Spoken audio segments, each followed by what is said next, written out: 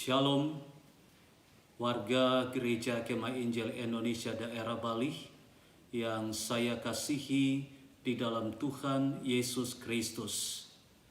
Dalam rangka memperingati Hari Pencurahan Roh Kudus yang diadakan oleh BPD GKI daerah Bali, kita sudah berada di hari yang ke-6. Dan pada hari yang ke-6, Badan Pengurus Gereja Kemah Injil daerah Bali memberikan judul Roh Kudus yang Mendisiplin, terambil dari Kitab Kisah Para Rasul, pasal yang ke-5, ayat pertama sampai dengan ayat yang ke-11. Saya tidak perlu membacakan ayat-ayat tersebut, mengingat waktu yang diberikan begitu singkat. Maka saya ingin mengatakan bahwa Kisah Para Rasul pasal 5 ayat pertama sampai dengan ayat yang ke-11 tidak terlepas dari pasal yang keempat ayat 32 sampai dengan ayat 37 berisi tentang satu ringkasan yang lain mengenai sifat persekutuan jemaat mula-mula yang tentunya tidak jauh berbeda dengan jemaat mula-mula yang terdapat dalam pasal 2 ayat 42 sampai dengan ayat 47. Bahwa salah satu ciri khas yang sangat menonjol dari jemaat yang dipenuhi oleh Roh Kudus ialah kesatuan hati, suatu rasa bersatu yang termanifestasi dalam saling tolong-menolong, saling bantu-membantu, saling memperhatikan satu dengan yang lain dengan cara berbagi kekayaan atau berbagi materi untuk memenuhi kebutuhan jemaat yang berkekurangan. Jemaat-jemaat yang kaya menjual tanah mereka, menjual rumah mereka, yang kemudian hasilnya diserahkan kepada rasul-rasul untuk dipakai bagi kesejahteraan tubuh Kristus.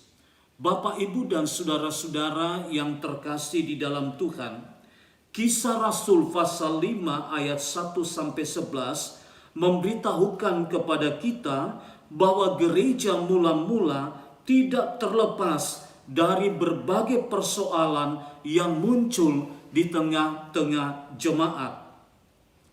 Ananias dan Safira adalah pasangan suami istri yang termasuk dalam komunitas gereja mula-mula. Ananias berarti Allah telah memberikan atau Allah rahmani. Sementara Safira berarti yang cantik atau yang jelita. Apakah artinya sebuah nama kalau sifat karakternya tidak seindah nama yang mereka miliki?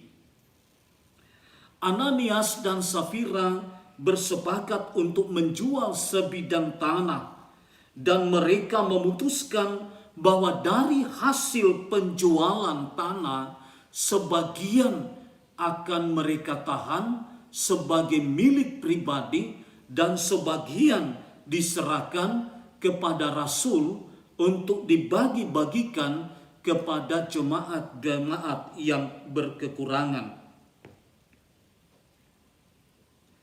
Tidak dijelaskan bagaimana Rasul Petrus mengetahui bahwa Ananias dan Safira telah melakukan sebuah kebohongan besar. Tetapi Rasul Petrus mendapat sebuah pencerahan ilahi, dan Roh Kudus mengungkapkan bahwa Ananias dan Safira tidak sedang melakukan kebohongan terhadap Rasul Petrus, melainkan Ananias berusaha untuk menipu Roh Kudus. Petrus sebagai seorang rasul dengan tegas berkata kepada Ananias, "Mengapa hatimu dikuasai iblis sehingga engkau mendustai Roh Kudus?" Ketika Ananias dan Safira diperhadapkan dengan sebuah kehebatan dosanya, Ananias menjadi takut. Ananias menjadi tidak berdaya. Ketidakberdayaan Ananias mengakibatkan dia jatuh rebah. Dan saat itu juga putuslah nyawanya. Atau dengan kata lain, Ananias meninggal. Apa yang dialami oleh Ananias, itu juga yang dialami oleh Safira. Rasul Petrus dengan tegas menegur Safira. Petrus berkata, "Mengapa engkau membangun kesepakatan dengan Ananias untuk mencobai Tuhan Allahmu dengan berpura-pura telah menyerahkan sepenuhnya hasil penjualan sebidang tanah. Padahal dengan sengaja mereka melakukan penyimpanan dari hasil sebagian penjualan sebidang tanah." Hukuman yang dialami oleh Ananias dan Safira adalah merupakan satu bentuk dari tindakan Roh Kudus yang mendisiplin mereka. Bapak, Ibu, dan saudara-saudara yang kekasih di dalam Tuhan, saya ingin menyampaikan bahwa hukuman yang dialami oleh pasangan suami istri atau Ananias dan Safira bukan terletak pada hasil penjualan sebidang tanah, di mana setengah mereka simpan menjadi milik mereka pribadi dan setengahnya diserahkan kepada Rasul Petrus untuk dibagi-bagikan kepada jemaat yang berkekurangan demi terciptanya sebuah keseimbangan dalam tubuh Kristus. Dosa Ananias dan Safira tidak merujuk pada hasil penjualan, tidak merujuk pada materi, tidak merujuk pada uang yang mereka ambil. Dosa Ananias dan Safira terletak pada ketidakjujuran, kepura-puraan yang dibangun oleh suami istri untuk mendustai Roh Kudus. Dosa yang dilakukan oleh Ananias dan Safira adalah dosa yang sangat besar karena mereka mendustai Roh Kudus. Mereka membohongi Roh Kudus. Tindakan seperti itu adalah tindakan yang sangat mendukacitakan Roh Kudus. Bapak, Ibu, dan saudara-saudara yang kekasih, dosa kebohongan adalah sebuah tindakan yang tidaklah berkenan di hati Tuhan. Ketidakjujuran atau kebohongan merupakan barang langka di era yang sangat maju ini. Mencari orang jujur, mencari orang yang terbuka, mencari orang yang berterus terang tidaklah mudah. Itulah yang dilakukan atau yang dialami oleh Ananias dan Safira. Mereka berusaha untuk membohongi Roh Kudus, menutup rapat-rapat, tidak ingin terbuka, tidak ingin jujur. Sehingga tindakan yang dilakukan oleh Roh Kudus terhadap Ananias dan Safira adalah yang pertama. Roh Kudus mengungkapkan ketidakjujuran Ananias dan Safira kepada Petrus. Sehingga Rasul Petrus berkata, "Mengapa engkau membohongi Roh Kudus? Mengapa hatimu dikuasai iblis?"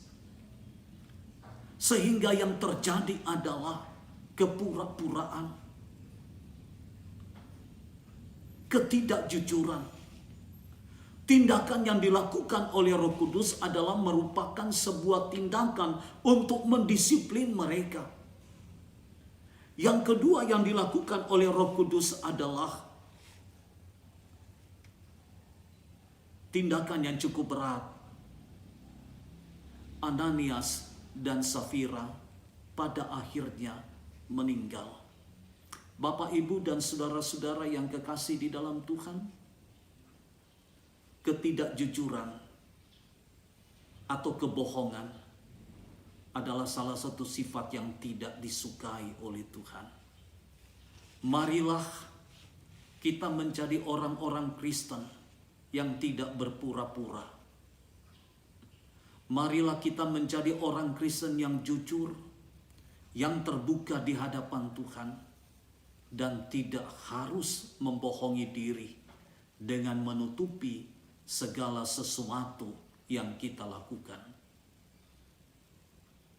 Pada akhirnya, saya ingin mengatakan selamat merayakan Hari Pencurahan Roh Kudus. Kiranya Tuhan memberkati kita semua.